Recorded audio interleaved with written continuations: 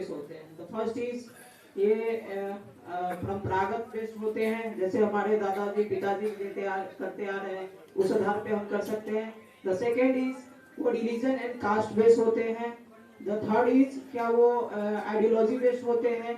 Fourth is क्या वो development पे बेस होते हैं, अगर वो किसी पार्टी जो काम की है उस बेस पे हम उसे वोट कर सकते हैं, या उसको आइडियोलॉजी बेस पे हम उसको वोट करते हैं। That was my question sir. पीछे चले जाइए, पीछे।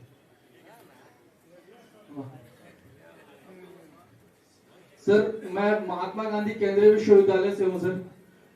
इस यूनिवर्सिटी में एक अराजकता नहीं, बहुत सारी अराजकता है। मेरे पास सर पेपर है, 4 फरवरी को मेरा रिजल्ट आता है पीएचडी के लिए।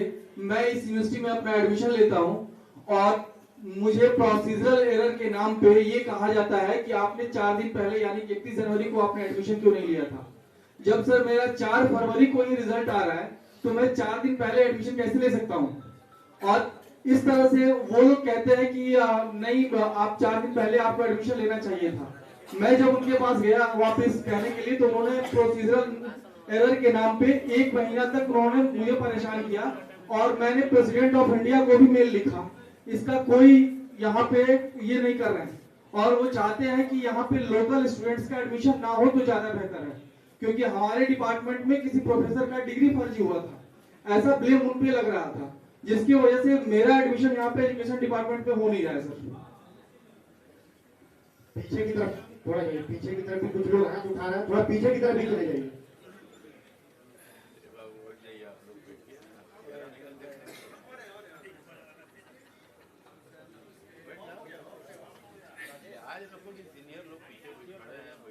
हेलो सर, नमस्कार। चंपारण की धरती पर आपका बहुत बहुत स्वागत है। आप एक चमकता हुआ सितारा है, पूरा हिंदुस्तान आपको जानता है। आप हमें यही गुजारिश है कि हम लोग आपसे जन सुराज से जुड़े क्यों, क्या उद्देश्य है। बिहार में अभी बहुत तरह के तंत्र चल रहे हैं, कभी भीड़ तंत्र, प्रजातंत्र, भाई भतीजा तंत्र। तो हमें ये चीज मानना पड़ेगा कि जैसे दिल्ली में डॉक्टर अन्ना हजारे थे, फिर उनके साथ एक केजरीवाल आए। आप पीछे से रहते हैं, अपना बात करते हैं, आप सामने आइए सर और हमें अपना उद्देश्य बताइए। बिहार में बहुत तरह के प्रॉब्लम्स है। एक प्राइवेट सेक्टर का आदमी को अपना स्थान बनाने के लिए बहुत मेहनत करना पड़ता है। वो यहाँ से फेडअप होकर के बाहर चला जाता है। बहुत सारी समस्याएं, हम समस्याएं बताने के लिए आपको यहाँ नहीं बुलाए। हम ये चाहते हैं कि हमारी इच्छा है कि आप पद पर आए। पद पर आने के बाद जब आपके पास शक्ति है, ब्रह्मास्त्र हो, तब उसका प्रयोग दुश्मनों को मारने के लिए कीजिए, जो हम लोग का रास्ता खुले, हम लोग को किसी तरह की सुरक्षा मिले, मानसिक और सामाजिक सुरक्षा मिले। हमें आर्थिक सुरक्षा तो मिलेगा, आप आ जाएंगे, आप लोग के जैसा विचार के लोग आएंगे तो हमें आर्थिक सुरक्षा भी मिलेगी। तो इसी शुभकामनाओं के साथ हम उम्मीद करते हैं कि सर आपका भविष्य उज्जवल हो। हम अपना समस्याएं आपसे नहीं सुनाएंगे, समस्याएं उस समय सुनाएंगे जब आप पद पर आ जाएंगे। हमें कोशिश करेंगे कि हम अपना समस्या, तो हमारी इसी शुभकामना के साथ धन्यवाद। जी नमस्कार सर, मैं सिद्धार्थ कुमार, इकोनॉमिक्स और आर्ट्स का स्टूडेंट।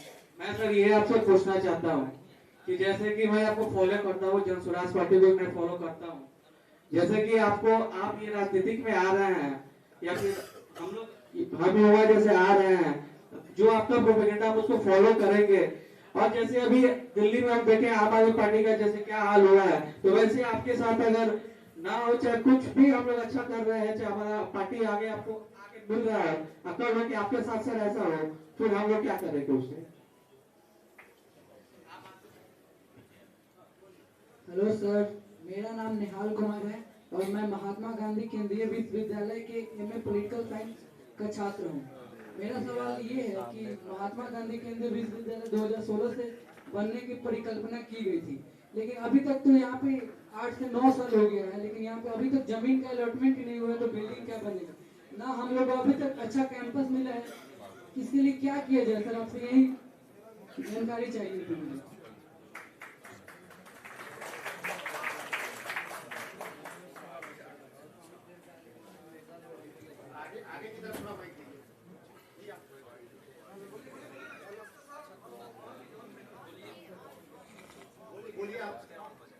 नमस्ते सर, मेरा नाम शशि शेखर है, फ्रीलांस जर्नलिस्ट हूँ। 2 सवाल है मेरा छोटा छोटा। एक प्रशांत जी से कि नीतीश कुमार 2005 में कहते थे जब वो सत्ता में आए कि बिहार में बैड गवर्नेंस नहीं था, एब्सेंस ऑफ गवर्नेंस था।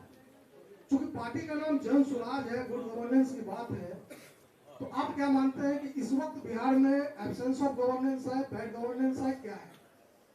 और दूसरा सवाल मेरा ये है कि मैं चाहता हूं कि आप भी सर अगर चाहें तो जवाब दें, या मेरा ये सवाल डॉक्टर मंजर नसीम साहब से होगा कि सच्चर कमेटी की बातें अमूमन मीडिया में भी होती हैं, सब जगह होती है। एक कमीशन है रंगनाथ मिश्रा कमीशन, उसकी बात आमतौर पर कहीं नहीं होती है। क्या इस पर आप लोग कुछ बात करेंगे, और अगर करेंगे तो क्या करेंगे? Thank you. आगे की तरफ भी माइक दीजिए, मैं रत्नेश आनंद, स्कूल प्रचार कृषि महिला महाविद्यालय। जन स्वराज चुनाव की राजनीति मुद्रा है, और अभी हम लोग जो देखते हैं लाभार्थी एक वोटर का बहुत बड़ा वर्ग है। आपने शिक्षा सबको सुलभ कराना, अच्छा कराना, एक बहुत बड़ा लाभार्थी का लंबा चौड़ा है। किसी पार्टिकुलर लाभार्थी के लिए आप कोई योजना रखते हैं? जैसे आंगनबाड़ी विलेज है, आशा है, रसोईया है, आदि बहुत सारे लोग हैं। तो आपका अभी देखने महिलाओं को पैसा देने पर जितने स्टेट में अनाउंसमेंट हुआ है, सब जगह मिला है। तो आपका कोई खास पर्टिकुलर लाभार्थी के लिए कुछ योजनाएं हो तो खुलासा करेंगे। नमस्कार सर, मेरा सवाल ये है कि आप लोग जितने राजनेता है, आईएएस सीनियर बैठे हुए रिटायर्ड पर्सन, ये पूछना चाहता हूँ कि आप लोग महात्मा गांधी के आदर्शों को लेकर आगे बढ़ते हैं। कोई भी कार्यक्रम शुरुआत होते महात्मा गांधी को आगे रखा जाता है, लेकिन आप लोग जितने भी राजनेता हैं, सारे लोग बिहार जैसे गरीब राज्य में इतना higher salary, expense, pension facility जो लोग लेते हैं, तो उसको आप एक आइडिया दीजिए इसको समाप्त करने का। कि महात्मा गांधी जी बोले थे कि राजनेताओं को पेंशन कभी लेना नहीं चाहिए। अगर आपको लेना ही है बदलते परिवेश में, तो आप नॉर्मल जो हेल्थ प्रॉब्लम या बेसिक जो मोस्ट बेसिक चीज वही लीजिए।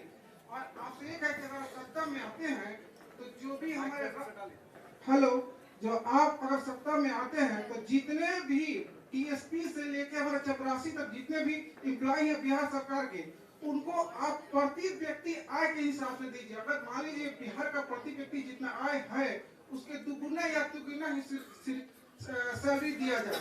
इससे क्या होगा कि सरकारी कुछ लोड पड़ेगा तो उससे आम आदमी का भी प्रभावित होता है।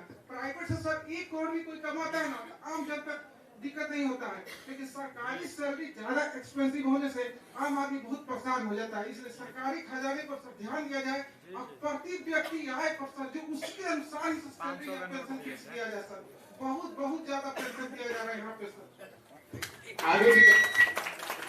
आगे की तरफ प्रशांत जी, मैं राजेश्वर जायसवाल हूँ। यहाँ बहुत सारे सवाल एक ही टॉपिक पे हैं, महात्मा गांधी सेंट्रल यूनिवर्सिटी पे। यहाँ के लोगों ने बहुत मेहनत किया है और ये प्रबुद्ध जनों की सभा है। बस एक सवाल ये है कि क्या यहाँ के प्रबुद्ध जन जो मुंह नहीं खोलते हैं, आप उनको ऐसी ऊर्जा देंगे? टेबल टॉकर्स ज्यादा लोग हैं शहर में, जिले में, किसी के खिलाफ बोलते नहीं है, खास करके व्यवस्थागत कमी होती है, विशेष करके यूनिवर्सिटी के ऊपर, कि लोग मुंह खोलेंगे। प्रबुद्धों की सभा में मैं ये बोल रहा हूँ कि आप लोगों को कोई ऐसी ऊर्जा देंगे क्या कि वो इस यूनिवर्सिटी के विषय में मुंह खोलें? वो लड़का जो पीछे बोल रहा था मास्टर वाला, जिसके एडमिशन नहीं हुआ है पीएचडी में, बहुत परेशान है, रोते रोते घूम रहा है। 20 लोगों ने मुझसे भी बोला है। हम लोग बड़ी हस्ती तो है नहीं, लेकिन आप इतनी ऊर्जा दे के जाइए यहाँ कि लोग जो हैं बेधड़क और हिम्मत करके मुंह खोलें। एमपी एमएलए जनता से होती है, जनता उन लोगों से नहीं होती है। इतने लोग बैठे हैं, 10 लोग यहाँ नहीं होंगे कि मुंह खोल के बोले वाइस चांसलर के खिलाफ या किसी प्रोफेसर के खिलाफ। कई बार तो कुटाई पिटाई भी बढ़िया से हो गई है यहाँ प्रोफेसरों की, जो बहुत ही शर्मनाक बात है। महात्मा गांधी की कर्मस्थली है, बुद्धर जो आप बोलते रहते हैं कि क्या क्या लोग बोल देते हैं यहाँ पे, जब ये है बिहारी सौ भारी एक बार आप बोलते रहते हैं, अच्छी बात है, हम लोग तारीफ करते हैं। तो कम से कम यहाँ के प्रबुद्धों को आप ऊर्जा दे के जाइए, बस मेरा इतना सलाह है आपको, बस। Thank you very. आगे की लाइन में माइक दीजिए। मैं टीसी HSB कॉलेज के वाइस प्रिंसिपल हूँ और एक कोचिंग चलाता हूँ, स्कूल भी चलाता हूँ, मार्शल इंटरनेशनल स्कूल। मेरा सवाल ये है कि पिछले 7-8 साल से गरीब के बच्चे सही से नहीं पढ़ रहे हैं। सरकारी स्कूल में इतना जो वेतन दिया जाता है तो क्या कारण है कि वहाँ पढ़ाई नहीं होता है।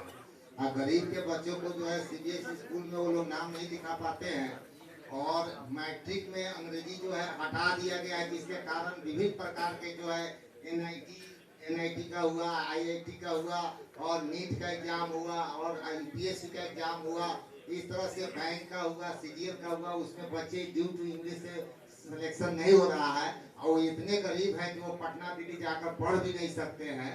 तो क्या 28 राज्य में केवल बिहार में ही ऐसा क्यों किया गया है कि अंग्रेजी कंपटीशन बोर्ड से हटा दिया गया है और 10 साल 12 साल के बाद जब वो इंटर में आता है तो उसको कुछ समझ में नहीं आता है और उसके कारण जो है बिहार के केवल लड़का जो है SSC GD में जा रहा है।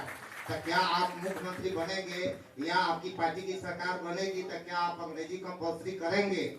हम नहीं करेंगे तो बिहार के बच्चे का कोई सेहत और सूरत चेंज होने वाला नहीं है। और दूसरी एक और बात है, जो भ्रष्टाचार फैला हुआ है ब्लॉक स्तर से लेकर हर विभाग में, जैसे हम लोग जमीन का कोई काम कराने जाते हैं या रसीद कराने जाता है तो यहाँ सिंपल जो हल्का कर्मचारी है वो भी 20,000 25,000 रुपया मांग करता है। इसके लिए क्या व्यवस्था की जाती है आम आदमी?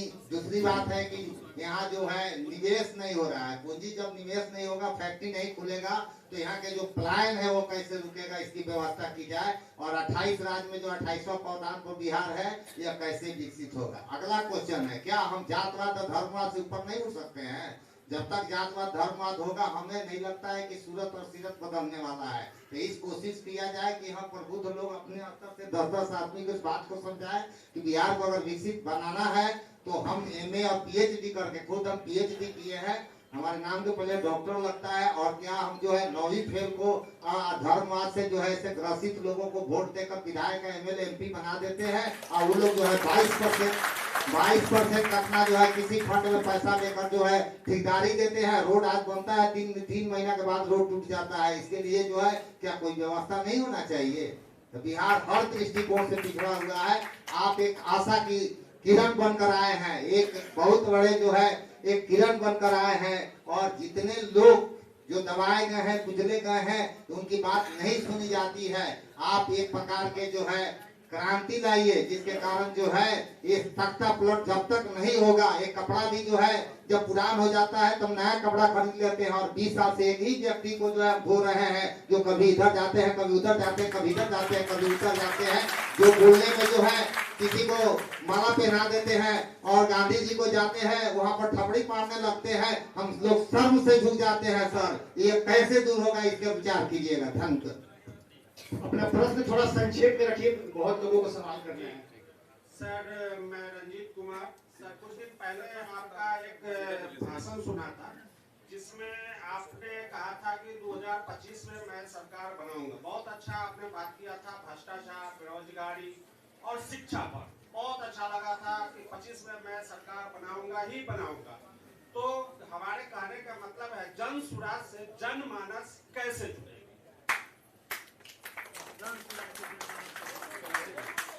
आगे की तरफ इसके लिए आपसे पूछना चाहते हैं कि जन सुराज से जनमानस कैसे जुड़ेगी, हम कैसे जुड़ेंगे आपसे, इस बारे में आप हमें बताने की।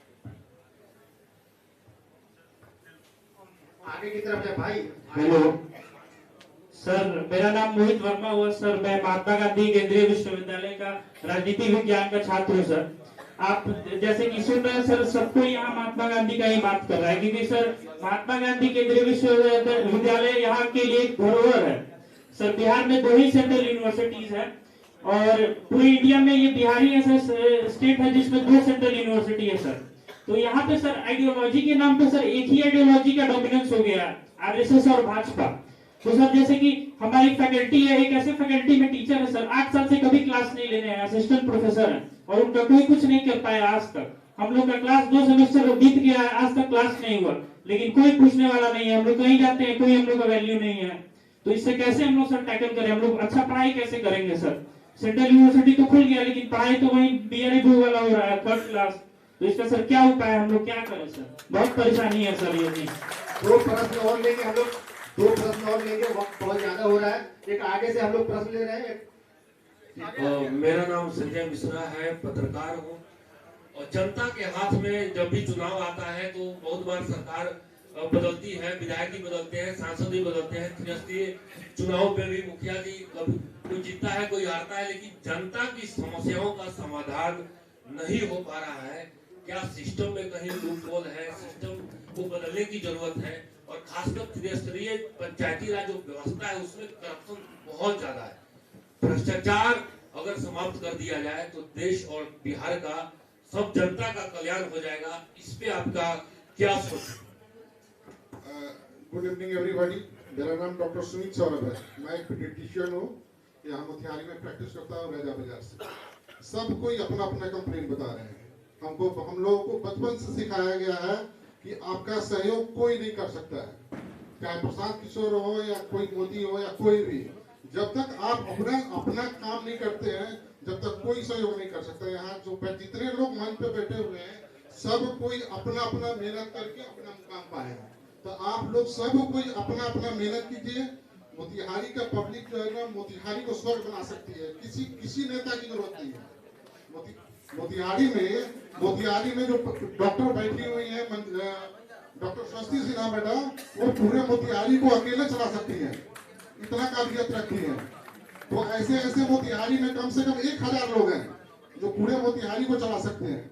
लेकिन अपना पॉकेट, अपनी जरूरत, अपने खुद से इतना मजबूत करना है कि हमको किसी के पास किसी जाने की जरूरत नहीं पड़ेगी। इतना भ्रष्टाचार है, ये है वो है। हम लोग घूस देते हैं किसी को, तब तो घूस लेता है। अगर आज से हम लोग किसी को घूस देना बंद कर दे, हमारा काम हो ना हो, 1 महीने में हो, 2 महीने में हो, 4 महीने में हो। और दूसरी बात, हम लोग पलायन की बात करते हैं। पलायन भी करें तो हम अच्छे पोस्ट के लिए करें। हम ऑल इंडिया का पास करके जो है ना, महाराष्ट्र का 1 सीट लिए, तो उसी तरह मोतिहारी करें, बिहार के सारे बच्चे पलायन करें, लेकिन ऐसे पोस्ट के लिए पलायन करें कि जहाँ दूसरे राज्य लोग कम्पीट करते हो। हम लोगों के पास सिर्फ पढ़ाई है, पढ़ाई और एग्रीकल्चर में कोई कुछ नहीं करना चाहता है। तो पढ़ाई में हम लोग इतने अव्वल हो जाए कि पढ़ाई के बदौलत हम बिहार को जो है सबसे ऊपर राज्य में कर सके। बस इतना ही कहना चाहेंगे। मुझे लगता है कि लगभग हम लोग जो रिलेवेंट सवाल थे हम लोग ले चुके हैं। और एक सवाल, लास्ट सवाल लेंगे हम लोग। लास्ट सवाल। नमस्कार, मेरा नाम सुजीत कुमार है और मैं इसके पहले कोलकाता में एचडीएफसी बैंक में मैनेजर था। अभी फिलहाल 2019 में मैं वहां से अपने बिहार आया और मेरा घर यहीं से 20 किलोमीटर दूर कुंवरपुर पंचायत परशुरामपुर है। मैं अभी कार्यरत हूं, लेकिन मैं जब यहाँ आया तो मुझे दिखा मेरे गांव में रोड नहीं है, पानी का प्रॉब्लम है। ये सब समस्या को देख करके, जैसा कि डॉक्टर साहब बता रहे थे कि खुद ही हम लोग किसी समस्या का समाधान कर सकते हैं, किसी भी नेता की जरूरत नहीं है। तो मैं इससे थोड़ा सा, मैं डॉक्टर साहब के साथ होते हुए अभी थोड़ा नहीं हूं, क्योंकि मैं इन्हीं समस्याओं को लेकर के गांव में मैं परेशान हुआ और इसको उठाना शुरू किया। मैं जो सवाल करना चाहता हूं, मैं अपने यहाँ पे कुछ रिटायर्ड आईएएस ऑफिसर भी बैठे हुए हैं, मेरा सवाल उनसे भी है क्योंकि वो अपने इस कानूनी दाव पेच को हम लोग तो नहीं जानते हैं। हम लोग बैंक में काम करते हैं, हमें नहीं पता है कि ये कानूनी दाव पेच क्या होता है। हमें थोड़ा बड़ा अपने फाइनेंस के बारे में नॉलेज है। मैं एजुकेशन में मैं एमबीए हूँ, तो इसका अर्थ ये नहीं है कि मैं सब कुछ जानता हूँ। मैं बहुत प्रबुद्ध हूँ, जो शब्द यहाँ लिखा हुआ है सारे सेक्टर का जानकारी नहीं है। तो इसीलिए हमें लगता है कि एक दूसरे को हेल्प करने की जरूरत है। इसीलिए मैं डॉक्टर साहब से कहूंगा कि एक दूसरे के साथ हमें सामंजस्य होकर के ही हेल्प हम कर सकते हैं। तो मेरा सवाल यही है सर कि सवाल कर लीजिए जी। मेरा सवाल यही है कि जो मैं प्रॉब्लम पहले तो बता दूं, तभी तो सवाल निकलेगा। प्रॉब्लम ही तो मैं बताना चाहता हूं। मेरा प्रॉब्लम ये था कि गांव में बहुत सारा ये समस्या था, और इसके लिए जब मैं लेकर के चला तो मेरे ऊपर केस लाद दिया गया, मेरे ऊपर केस कर दिया गया। तो ये दबाने के लिए होता है। मुझे ये अनुभव हुआ कि आप जो भी समस्या बता रहे हैं, ये सारे समस्याओं के समाधान के लिए जब आप आगे आते हैं तो आपको दबाया जाता है। मेरी पंचायत से पी सर हैं, मेरे चाचा जी लगते हैं, इनसे आप अब मैं जो भी समस्या बता रहा हूँ, ये समस्या के बारे में इनको पता है।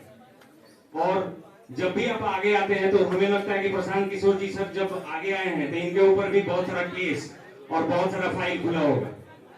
तो इसको कैसे किया, इसका निदान एक व्यक्ति जो आगे आना चाहता है और उसको दबा दिया जाता है, और तो वो कैसे करे, इसको आगे लेकर के कैसे चले, अपने एरिया के समस्या को कैसे वो उठाए, यही मेरा सवाल है आपसे।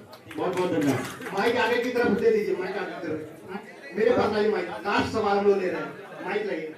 लास्ट सवाल है, वक्त काफी हो चुका है, काफी लोग बैठे हुए हैं वक्ता के रूप में।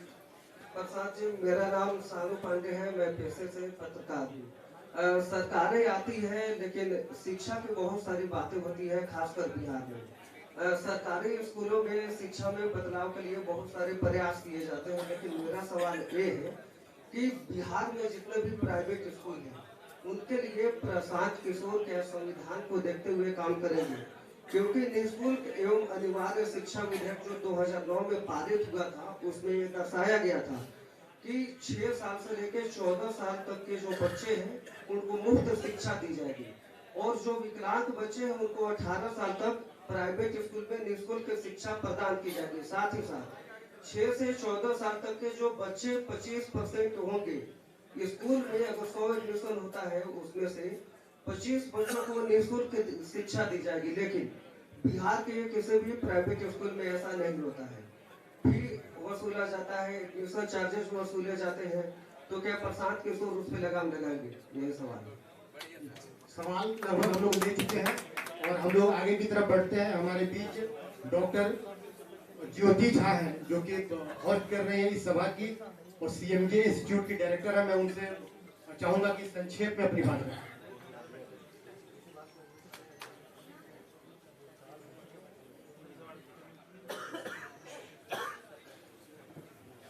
शुभ संध्या। बिहार के मोतिहारी के इस पावन जमीन पे जन स्वराज के सूत्रधार प्रणेता श्री प्रशांत किशोर जी का बहुत बहुत अभिनंदन। मंचासीन जितने भी उपस्थित व्यक्ति हैं, सम्मानित व्यक्ति हैं, उनका भी बहुत बहुत हार्दिक अभिनंदन।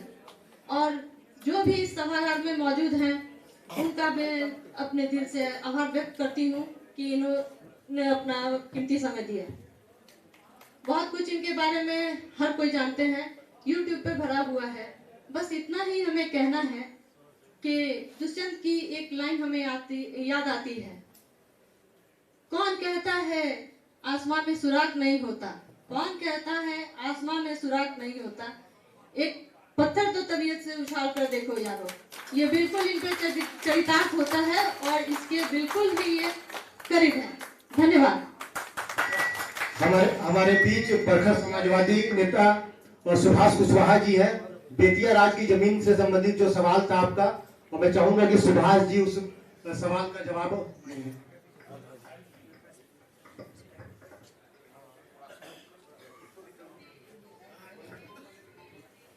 माननीय जन स्वराज के नेता माननीय प्रशांत किशोर जी, सम्मानित मंच, जहां तक बेतिया राज्य के संबंध में सवाल किया गया है, यह चंपारण के लिए एक बड़ी समस्या है।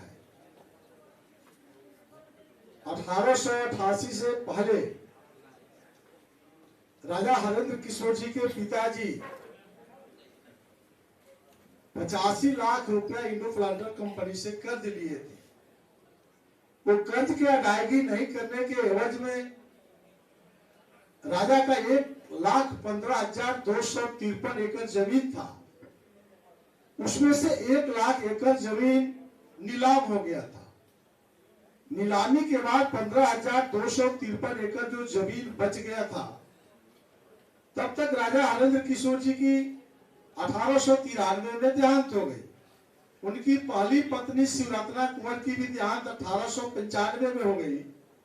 दूसरी पत्नी महारानी जानकी कुंवर जी अयोग्य घोषित हो गए, तो रेस्ट प्रॉपर्टी को कोर्ट ऑफ वार्ड्स के जवाबदेही पर दे दिया गया 15,253 एकड़। सर्वे शुरू हुआ। सर्वे के समाप्ति के बाद रजिस्टर 1 तैयार हुआ। ब्रिटिश गवर्नमेंट की जो 1 लाख एकड़ जमीन थी, 1919 से लेकर 1946, 1946 से पहले चंपारण के किसानों को ब्रिटिश गवर्नमेंट के प्रचार प्रसार करके, चंपारण के किसान नहीं ले रहे थे, बगल के जिला सारण, आपको मुजफ्फरपुर जिले के लोगों को बुला करके जमीन दिया गया। तो 1 लाख एकड़ जमीन बंदोबस्त किया गया, बेचा गया, जागीर दिया गया। इन प्रकार जमीन सेटल हुआ कई प्रकार से, और जमाबंदी कायम हो गई। शांतिपूर्वक दखल कब्जा में आ रहा था। देश आजाद हुआ। आजाद भारत में जब संविधान बना 1950 में, आम चुनाव हो गया, 52 में बुझारत कानून आया, फिर करेक्शन खतियान ब्रिटिश गवर्नमेंट काल में भी बना था, फिर करेक्शन खतियान बना, और 1956 में श्री कृष्ण बाबू रजिस्टर 2 में उनके देख रेख में 1956 में दर्ज हुआ, और हम चंपारण के किसान रैयत घोषित हो गए। रेस्ट जो जमीन 15,000 बच गया था बेतिया राज की, उस पर उनके वारिस लोग केस किया, हारा मुकदमा, लंबी विषय है। लेकिन जब रानी 1954 में मर जाती है, दूसरी पत्नी जानकी कुंवर, वह प्रॉपर्टी 2 महीना पहले लेटेस्ट विधानसभा में नीतीश कुमार जी ने बिल पास किया कि अब बिहार सरकार की प्रॉपर्टी घोषित हो गई। 1 लाख एकड़ नीतीश जी को रोकने का अधिकार नहीं था, बिल्कुल नहीं था। लेकिन यह नीतीश जी की सरकार, हम लोगों को बेवजह तबाह किया गया है। 1,15,000 एकड़ को जमीन की दाखिल खारिज खरीद बिक्री पर रोक लगा दिया, जबकि उनको 15,000 पर रोकने का राइट है। लेकिन 15,000 में भी आप जब लाल बहादुर शास्त्री देश के प्रधानमंत्री बने थे, उस समय एक कानून बना कि 30 वर्ष तक जिस जमीन का जोत आबाद नहीं करेंगे तो उसकी उर्वरा शक्ति समाप्त हो जाएगी। तो एक कानून बनाया गया, यह जमीन किसानों को दे दी जाए। जितनी भी गर्मजरवा और माली गर्मजरवा देश के अंदर था, सभी मुख्यमंत्री को आदेश गया कि ये गर्मजरवा हो या माली गर्मजरवा हो, किसानों को बंदोबस्त कर दिया जाए। 1965 से लेकर बाद में बड़े पैमाने पर चंपारण के कई अंचलों में हम लोग जाते हैं, तो 70, 71, 72 में बड़े पैमाने पर वह किसानों को भूमिगत पर्चा दिया गया। मुख्यमंत्री नीतीश जी को मैं ये भी कहना चाहता हूँ, कानून बना कि यदि 30 वर्ष दखल कब्जा हो जाता है तो उसको बजाते रैयत घोषित कर दिया जाएगा, एडवांस पोजीशन कहता है। तो आप मुख्यमंत्री नीतीश जी 55 साल हो गया, आप कौन होते हमारे जाओ मंदी को रद्द करने वाले? देश का सुप्रीम कोर्ट कहता है कि 55 वर्ष अगर किसी की रसीद कट गया है तो अभी आप नहीं खाली कर सकते हैं। एडवांस पोजीशन 30 साल कहता है। मकान के नाम पर एडवांस पोजीशन कहता है 12 साल यदि किसी के मकान बन गया है तो उसकी आप जमाबंदी घोषित करेंगे। यह लड़ाई जब मैं नेता प्रशांत किशोर जी के लेके गया, चंपारण के हर ब्लॉकों में मैं धरने पर बैठा हूँ। आपको 2014 से आप सबको याद होगा, उस बातों को लेकर मैं अखिलेश सिंह जी की, अब यह कांग्रेस के जो अध्यक्ष है, तो मेरे नाम पर हमारे लोगों को बाहर किया गया कि उनसे लड़ाई होगा। उसके बाद में तेजस्वी यादव किया, मैं गया, 4 दिन में बैठे रहा, उनके लोग कहा आपको दिलवा दिया जाएगा। बेतिया राज की जमीन जब विधानसभा में प्रस्ताव आया, ये जायसवाल जी जो प्रदेश के अध्यक्ष हैं, पार्टी में तुरंत। तो ये नहीं आया, तब नेता प्रशांत किशोर जी ने कहा आप आगे बढ़िए, हम लोग लड़ेंगे।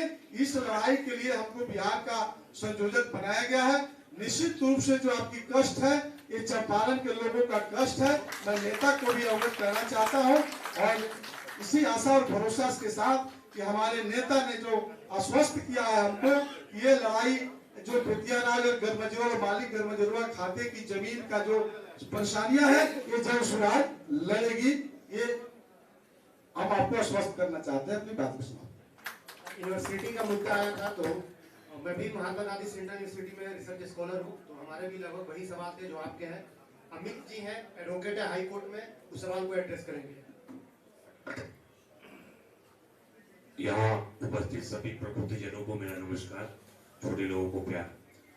महात्मा गांधी सेंट्रल यूनिवर्सिटी बहुत ही पॉप एंड शो के साथ दो बना, एक तो साउथ बिहार के लिए बना गया में और एक हमारे यहाँ बना। आज स्थिति ये है कि साउथ बिहार का प्रॉपर कैंपस है, अंडर ग्रेजुएट कोर्सेज है। हमारे यहाँ की स्थिति आप सभी को पता है और इस मुद्दे पे मैं पहले भी बात कर चुका हूँ। बहुत अच्छा लगा, मोहित से मेरी बात हुई है पहले, और अभी राजेश्वर जी भी एक बात उठाए।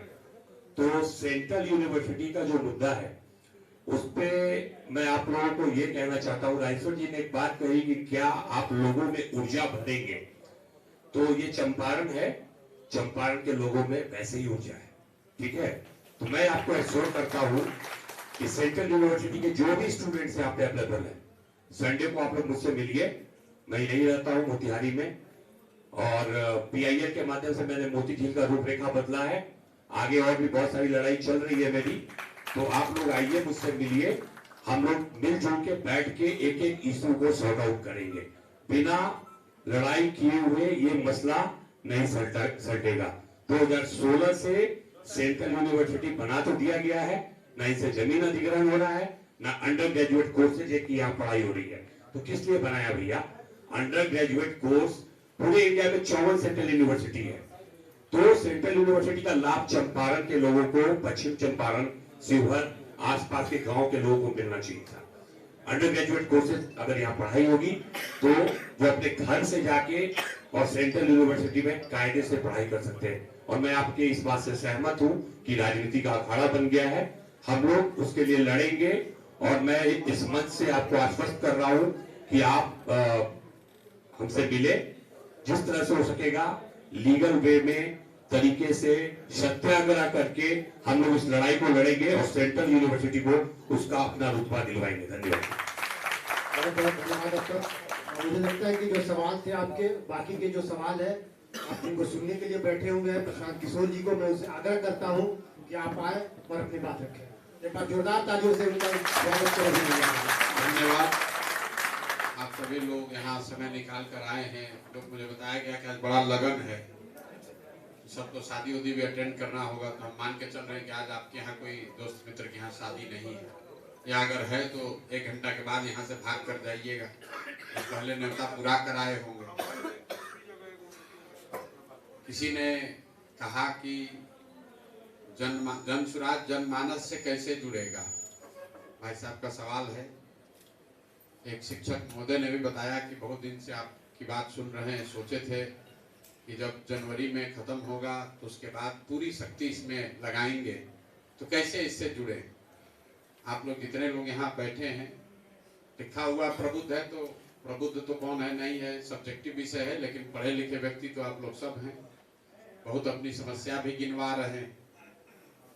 आप लोग प्रबुद्ध हैं। 2 साल से 2.5 साल हो गए मुझे बिहार में इस अभियान को चलाते हुए। अकेले आपके जिले में 57 दिन हम पैदल चले, 57 डेज, गांव गांव यहाँ गए। लेकिन आप व्यक्तिगत आक्षेप के तौर पे मत लीजिएगा, यहाँ के लोग इतने अपने जीवन में मग्न हैं कि उनको इससे कोई मतलब नहीं है कि कहाँ क्या हो रहा है। हम 57 दिन यहाँ रहकर गांव गांव में ऐसा कोई सवाल अभी तक आपने नहीं पूछा है जिसका जवाब नहीं दिया। मान लीजिए कि जब पैदल चले तो आपको नहीं समझ में आया, या आप कहीं व्यस्त थे, या आपको उस समय भरोसा नहीं था, लेकिन भाई आप YouTube तो रोज देखते हैं, क्रिकेट मैच देख रहे हैं, सिनेमा देखते हैं, समाचार देखते हैं, रोज देख रहे हैं कि मैं क्या कह रहा हूँ शिक्षा के लिए, मैं क्या कह रहा हूँ पलायन के लिए, बिहार के लिए, रोज बता रहा हूँ, फिर भी आपको नहीं समझ में आ रहा है, तो कहीं न कहीं तो भाई आपको भी आईने में शक्ल देखने की जरूरत है। आप लोग बता रहे हैं कि चंपारण में कितने तरह की समस्या है, पीछे जो लड़के बैठे हुए हैं उनकी भी समस्या है, जो बुजुर्ग लोग हैं, थोड़ा उम्र दराज हैं, बुजुर्ग तो नहीं कहूँगा, वो लोग भी अपनी समस्या बता रहे हैं। अब हमारे ओर से एक सवाल जरा है, वो बताइए कि आपके यहाँ सांसद महोदय कितने साल से चुनाव जीत रहे हैं? कितने बार से सांसद महोदय चुनाव जीत रहे हैं? 7 बार से। तो अब जहां तक हमारी अंतिम यादाश्त अगर मेरा साथ दे रही है, तो अभी चंपारण में पंजाब के लोग, तमिलनाडु के लोग को आकर वोट देने का अधिकार नहीं मिला। तो आप इतना समस्या से परेशान भी हैं और 35 साल से उसी आदमी को वोट देकर जिता भी रहे हैं। दोनों बात कैसे हो रहा है? दोनों बात कैसे हो रहा है? अभी आ रहे हैं, विकल्प नहीं है उसमें। अरे आप पहली बार थोड़े ना हमको ये बताए, 2 बरस से हम यही सुन रहे हैं, ए भैया नाली गली नहीं है, ए भैया बड़ा भ्रष्टाचार है, ए भैया पढ़ाई कैसे सुधारिएगा, मेरा जीवन कैसे सुधरेगा, बड़ा पलायन है। फिर पूछते हैं भाई तुम्हारा विधायक कितने बार से जीत रहा है? 4 बार से। सांसद कितना बार से जीत रहा है? कहता है भैया 3 बार से। अभी वाले सांसद, इससे पहले इनके बाबूजी थे। तो मेरे भाई सब कुछ गलत है। आप व्यवस्था की सारी शिकायतों को साझा कर रहे हैं, तो फिर वही आदमी चुनकर आ कैसे रहा? वो चुनकर इसलिए आ रहा है कि आप 5 वर्ष बैठकर विशुद्ध तौर पर भोजपुरी में बकैती करते हैं, और जिस दिन चुनाव होता है उस दिन ये सारी समझदारी ताखा पर चली जाती है, और वहां पर जाकर दिखता है अपना जात, वहां पर दिखता है हिंदू मुसलमान, वहां पर दिखता है अयोध्या का मंदिर, वहां पर दिखता है लालू का डर, और अगर मुसलमान है तो वहां पर दिखता है भाजपा को कैसे हराने की रणनीति बनेगी। तो बेकार का काहे अपने को प्रबुद्ध बता रहे हैं कि भैया पढ़ाई कैसे सुधरेगा? पढ़ाई पर अंतिम बार कब वोट दिए थे? 2.5 बरस से 5000 से ज्यादा गांव में हम पैदल गए हैं। आज भी कल्याणपुर में कहीं से सभा करके आ रहे हैं। कोई बात हम सभा में बोले या ना बोले, एक सवाल जरूर पूछते हैं हर सभा में कि भाई बताओ कि कुछ हो या न हो, बिहार में पढ़ाई और रोजगार तुम्हारे बच्चों के लिए होना चाहिए कि नहीं होना चाहिए? अरे भैया आपसे पूछे नहीं, बताइए नहीं, बहुत कुछ चिल्लाता है। 100% लोग कहते हैं ना भैया कुछ हो चाहे नहीं, पढ़ाई रोजगार तो होना ही चाहिए। उसको ये नहीं पता है कि अगला सवाल क्या आने वाला, जिसे पीछे से चिल्लाया है। फिर हम पूछते अच्छा अपना बच्चा के सर पर हाथ रखो और बताओ कि तुमने अपने जीवन में कभी पढ़ाई रोजगार के लिए, अपने बच्चों के पढ़ाई रोजगार के लिए वोट दिया है? मैं आपको अपने अनुभव से बता रहा हूं, वीडियो देख लीजिएगा। 5000 मीटिंग में आज तक एक भी आदमी बिहार का नहीं मिला जिसने कहा कि हमने अपने बच्चों के पढ़ाई रोजगार के लिए वोट दिया। और बिना आपसे पूछे दावा कर रहे हैं कि इस सभा में बैठा हुआ कोई आदमी ऐसा नहीं है जिसने अपने बच्चों के पढ़ाई रोजगार के लिए वोट दिया। तो जब आप पढ़ाई रोजगार के लिए वोटे नहीं देते हैं तो मिलेगा कैसे? काहे के लिए झूठो लंबा फेंक रहे हैं? अरे गांव का आदमी तो चलिए कम से कम वोट देने जा रहा है, शहर का आदमी तो वोटों नहीं देने जा रहा है। आप क्यों इतना लंबा भाषण दे रहे हैं? ये आपको अधिकार नहीं है, ये आपको अधिकार नहीं है। हमारा आप पर सब्जेक्टिव आकलन नहीं है कि आप वोट देने नहीं जाते। बिहार में औसतन राष्ट्रीय औसत से 10% कम वोट पड़ता है, और शहरों में 40% 45% से ज्यादा वोट नहीं पड़ता है। और शहरों में भी अगर गरीब को हटा दीजिए, जो गली मोहल्ले में छोटे गलियों में लोग रह रहे हैं उनको हटा दीजिए, तो यहाँ का जो मिडिल क्लास है बिहार के स्टैंडर्ड से, वो तो 10-20% आदमी भी वोट देने नहीं जाता है। आप कह रहे हैं सुधार कैसे होगा? कैसे सुधार होगा? नहीं होगा सुधार। क्यों होना चाहिए सुधार? जब आपको अपनी स्थिति से कोई दिक्कत ही नहीं है, और अगर दिक्कत है तो आपके मन में है, आप सोच रहे हैं कोई आए सुधार दे और फिर आपसे सलाह लेकर सुधार दे। शिक्षा कैसे सुधरेगी? ये आपसे सलाह ले और सुधार दे, फिर आपका जीवन सुधर जाए। ऐसा नहीं हो सकता और ना कभी आगे होगा। आपने कहा विकल्प नहीं। भाई यहीं पर 2014 में मोदी जी इसी मोतिहारी में आए थे, भाषण दिए थे। हमने ही लिखा होगा वो भाषण, जिसमें उन्होंने कहा कि आपके यहाँ चीनी मिल्क से बने हुए चीनी से चाय पिएंगे तभी वोट मांगने आएंगे। तो चंपारण में घूम के हम कहे तो लोग कहे भैया आप ही दोषी हैं। हमने बात तो ठीक है भाई, दोषी तो हम ही हैं, चीनी मिल तो अभी तक चालू हुआ नहीं। लेकिन 14 में तो हम दोषी थे, फिर 15 में काहे वोट दिए, फिर 19 में किसने आपसे वोट दिलवा दिया, फिर आपको 20 में किसने दिलवा दिया, 21 में किसने वोट आपसे दिलवा दिया। जिस चीनी मिल का भाषण सुनकर आप ठगे गए थे, अपने आप को ठगा हुआ बता रहे हैं, उस चीनी मिल की एक एक धूर जमीन बेच दी गई। खरीदने वाले कौन है, बेचने वाले कौन है, वो भी आप लोग को बढ़िया से जानते हैं। और वोट जाकर आप उन्हीं लोगों को फिर से देते हैं और कह रहे हैं कि बिहार में बड़ा भ्रष्टाचार है। गांव में हम जाते हैं तो सबसे पहले जो कहता है कि भैया मुखिया जी बहुत चोरी कर रहा है, यहाँ पर राशन कार्ड में 2000 रुपया घूस लग रहा है, इंदिरा आवास नहीं मिल रहा है, जमीन के दाखिल खारिज में लोगों को पैसा देना पड़ रहा है। तो आप बताइए, मुखिया का चुनाव हुआ, आपके यहाँ वार्ड का हुआ होगा, शायद ही कोई आदमी है बिहार में जिसने जाति के नाम पर मुर्गा भात खाकर 500 रुपया लेकर 2 पाउच पीकर वोट नहीं दिया। तो भाई तुम 500 रुपया लेके वोट दोगे तो तुम्हारा मुखिया विधायक चोर नहीं होगा तो हरिश्चंद्र होगा। इतना जब आपको नहीं बुझा रहा तो काहे के लिए प्रभु अपने आप को बता रहे हैं।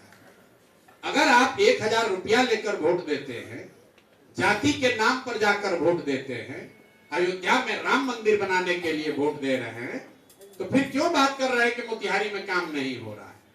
ये सुधरने वाला नहीं, ये सुधरने वाला नहीं है।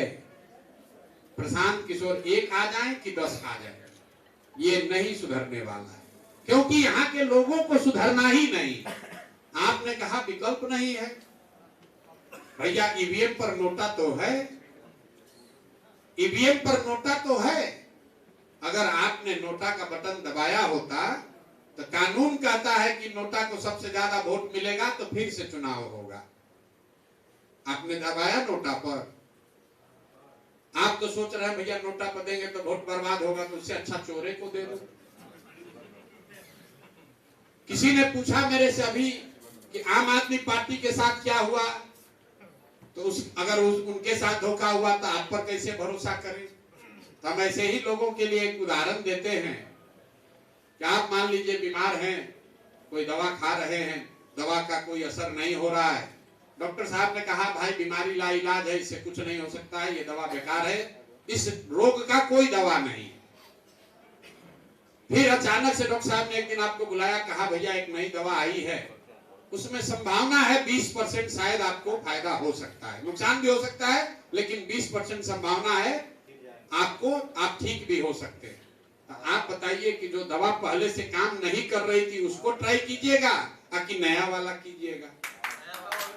तो भाई भाजपा है, राजद है, जदयू है, कांग्रेस है, वो एक्सपायर दवा है, इसको आप जांच लिए, परख लिए, देख लिए, जान गए कि इससे कोई फायदा नहीं है। अब जन सुराज आया है जिससे फायदा हो भी सकता है, नहीं भी हो सकता है, हम एकदम स्पष्ट कह रहे हैं, लेकिन 10% भी संभावना अगर है तो कम से कम ट्राई तो कर लो भाई। लेकिन बिहार के आदमी को तो ट्राई करना नहीं है। जो दक्षिण के राज्य हैं इस देश में सबसे आगे, जो अभी पिछले 10 वर्षों में राज्य गए, Tamil Nadu, Kerala, Telangana, Andhra Pradesh, Karnataka. Now they account for 1/3 of the economy. किसी जमाने में 1950 के दशक में तमिलनाडु और बिहार बराबर के राज्य थे। आज तमिलनाडु का वार्षिक बजट है 7.5 लाख करोड़, बिहार का बजट है 3 लाख करोड़।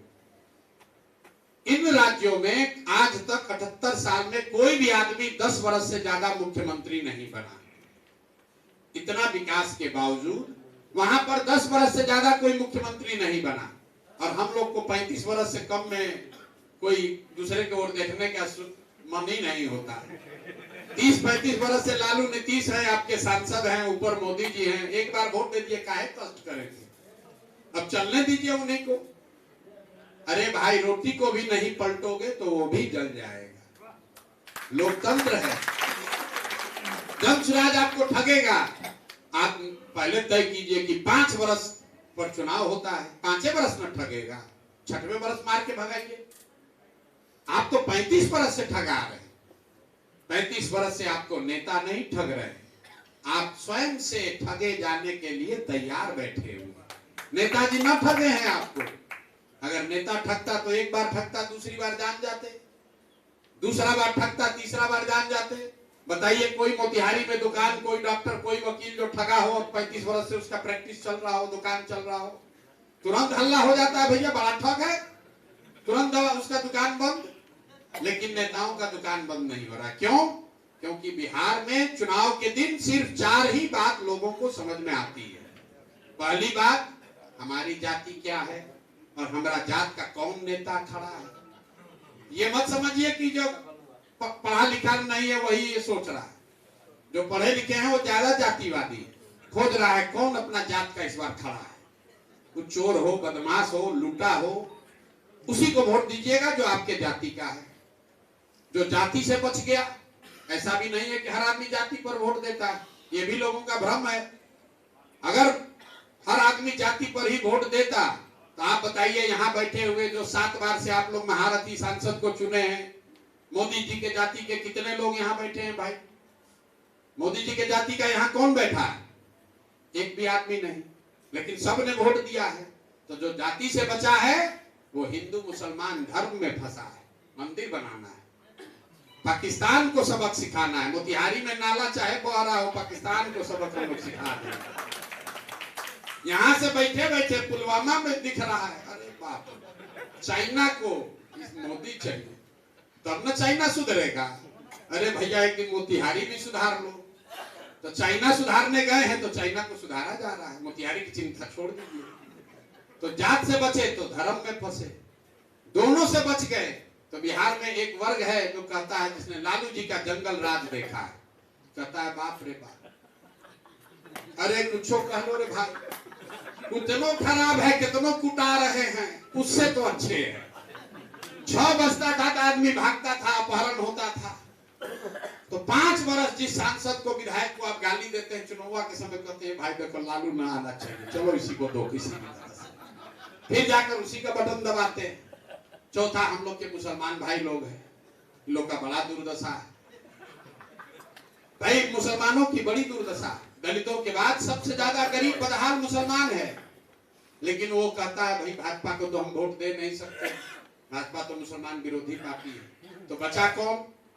बिहार में तो भाई 2 ही दल है, एक मोदी जी का भाजपा, एक लालू जी का ललटेन। नीतीश कुमार बेचारे का तो पता नहीं है कितना देर ललटेन पर लटकेंगे, कमल के फूल पर बैठ जाएंगे। तो मुसलमान कहता भैया हमको रिस्क नहीं लेना है, भाजपा को दे नहीं सकते हैं, ललटेन है, इसी में किरासन तेल बल कर डालेंगे। आप लोग ईमानदारी से, सब प्रबुद्ध लोग बताइए, इसी 4 चीज पर वोट दिए हैं कि नहीं दिए हैं? अब ऐसे पूरी हिला रहे हैं, अरे दिए हैं कि नहीं दिए? अरे आ रहे लाभार्थी, पका है, अरे आ रहे हैं मेरे भाई। 4 चीज पर वोट दिए हैं कि नहीं पहले बताइए। जितना सवाल पूछे कोई सवाल छोड़ेंगे नहीं, सबका जवाब देंगे। जितने चुनाव के दिन बहुतायत लोग इसी 4 मुद्दे पर वोट दिए, तो फिर क्यों लंबा लंबा गा रहे हैं? पढ़ाई चाहिए, पलायन रुकना चाहिए, एजुकेशन चाहिए, रोजगार चाहिए, फैक्ट्री चाहिए। अरे भैया आपको कुछ नहीं चाहिए। बिहार के लोगों को बतियाने के लिए जात चाहिए और खाने के लिए 4 किलो भात चाहिए। बात समझिए। अब आ रहे लाभार्थी पर ही आ रहे थे, आप घबराने लगे। तो लालू नीतीश ने यहाँ 35 साल से सामाजिक न्याय के नाम पर जाति का ऐसा राग बिछाया है कि जात जात जात, मेरा जात, तुम्हारा जात, अगड़ा जात, पिछड़ा जात, दलित, महादलित, पिछड़ा, अति पिछड़ा, कानू, महाकानू, अरे इतना बहुत भाग में बांट दिया, उसी में सारा लोग अजुराया। मोदी जी आए तो क्या इसका तोड़ तो निकालना होगा, तो उन्होंने तोड़ निकाला लाभार्थी वाला। कहा जात को तोड़ना है तो भात खिलाओ, तो जितना बिहार में आदमी है बड़ा भ्रष्टाचार है, लेकिन 5 किलो में 1 किलो तो चोरी कर रहा है, 4 किलो अनाज सबको मिल रहा है और उसी नाम पर लोग वोट दिए जा रहे हैं। तो भाई जब जात और भात पर वोट दोगे तो फैक्ट्री कैसे लगेगा? जात के लिए वोट दिए हैं तो जाति का चर्चा और जाति का जनगणना घरे घर हो रहा है। मंदिर के लिए वोट दिए तो मंदिर बन गया। भात के खाने के लिए वोट दिए तो 4 किलो, कितना भी भ्रष्टाचार है, 4 किलो अनाज मिल रहा है। इवन नीतीश कुमार को बिजली के लिए हम लोग वोट दिए तो देखिए इसी बिहार में 10-10 दिन बिजली नहीं रहता था। बिजली का बिल गलत चाहे सही 2000 आए 6000 आए, घरे घर बिजली आया है। आपने हमने सिलेंडर के लिए वोट दिया मोदी जी को तो 800 सिलेंडर का दाम हो चाहे 1200, घर घर सिलेंडर बटा है। आपने हमने वोट दिया मोदी जी का भाषण सुन के कि गुजरात में मोदी जी ने बहुत विकास किया है, तो भैया गुजरात में तो विकास हो रहा है। पूरे देश का पूरा पैसा ले जाकर मोदी जी गुजरात में फैक्ट्री लगा रहे हैं और आपके हमारे बच्चे पहले पंजाब हरियाणा जाते थे मजदूरी करने, अब गुजरात में और तमिलनाडु में जा रहे हैं। किस बात पर आपने वोट दिया जो आपको नहीं मिला? आपने जात पर वोट दिया, जात आपको मिला है। आपने मंदिर के लिए वोट दिया, मंदिर आपको मिला है। आपने बिजली के लिए वोट दिया, बिजली मिली है। इवन लालू जी के राज में लोगों ने वोट दिया कि लालू जी ने गरीब को, पिछड़ों को आवाज दिया, सम्मान दिया। तो लालू जी के राज में और कुछ हो या न हो, गरीब को, पिछड़े को आवाज और सम्मान मिला है। मोदी के गुजरात के विकास के लिए वोट दिए, गुजरात में विकास हो रहा है।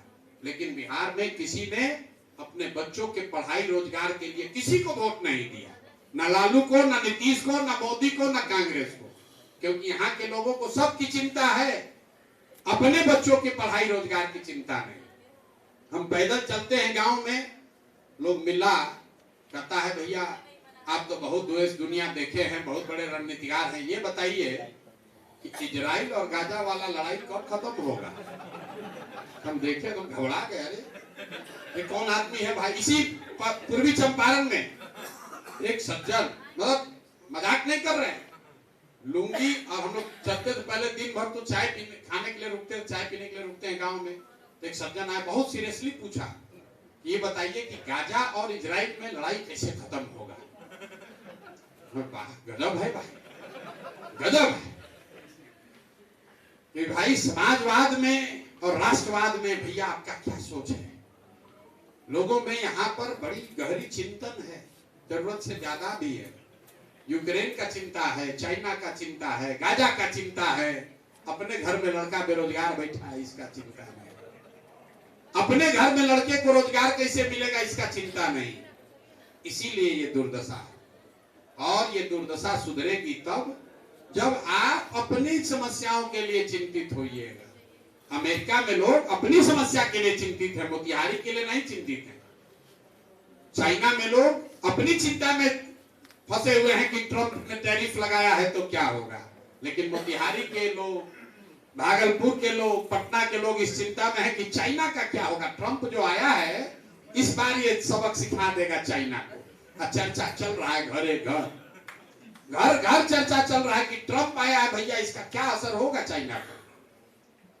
हम लोग की ये ताकत भी है, ये कमजोरी भी है। जो मिट्टी है, जैसे गुजरात में लोगों को जन्म के साथ ही बिजनेस की, धंधे की समझ है, वैसे यूपी बिहार में लोगों को राजनीति की समझ है। हम लोग सुबह उठते हैं और रात तक और कुछ नहीं करते, खाली यही गलचौड़ करते हैं, बैठ के राजनीति बतियाते हैं। बिहार के किसी गांव में जाइए, 5 गो लड़कों को बैठाइए, आपको कश्मीर से लेके कन्याकुमारी तक का सब राजनीति बता देगा। अरे मोदी को छोड़िए, चर्चा ये है भाई मोदी के बाद कौन होगा ये बताइए। मामूली टेंशन है यहाँ के लोगों को, भाई मोदी के बाद कौन भाजपा संभालेगा, योगी का भैया कुछ होगा कि नहीं होगा। बाप रे बाप, अपना परीक्षा नहीं पास किए, घर के खाने का जुगाड़ नहीं है, चिंता है कि योगी आएंगे कि शाह आएंगे। भैया कैसे काउंटर होगा? योगी के अलावा भी कोई आ सकता है क्या? यहाँ पर लोगों को की चिंता बड़ी बड़ी है। तो मेरा आग्रह है कि थोड़ी चिंता को हम लोग छोटी छोटी कर ले, छोटी चिंता करें। वो चिंता अपने बच्चों की करें, उसके पढ़ाई की, रोजगार की करें, तभी सुधार होगा, नहीं तो सुधार होने वाला नहीं है। सेंट्रल यूनिवर्सिटी के लड़के खड़ा होके बोल रहे हैं, और यहाँ सेंट्रल में कौन सरकार में है भैया? सेंटर में कौन सरकार में है? भाजपा है कि कौन है? और यहाँ पर आपके सांसद महोदय कौन है? वो भी बीजेपी के हैं। तो पिछली बार हम तो वोट आकर दिए नहीं थे, और आपकी सेंट्रल यूनिवर्सिटी की समस्या अभी कल शुरू हुई नहीं है। तो गलत बोइएगा तो गलत ही काटिएगा। विकल्प का रोना मत रोइए, और ये भी मत कहिए कि सुधार नहीं हो सकता है। आप जैसे हमारे जैसे लोगों के लिए ही ग्रीस के एक बहुत बड़े दार्शनिक प्लेटो ने एक बात कही है, हम अक्सर अपनी हर सभा में कहते हैं, if you do not participate in democracy be ready to be ruled by your इंफीरियर्स।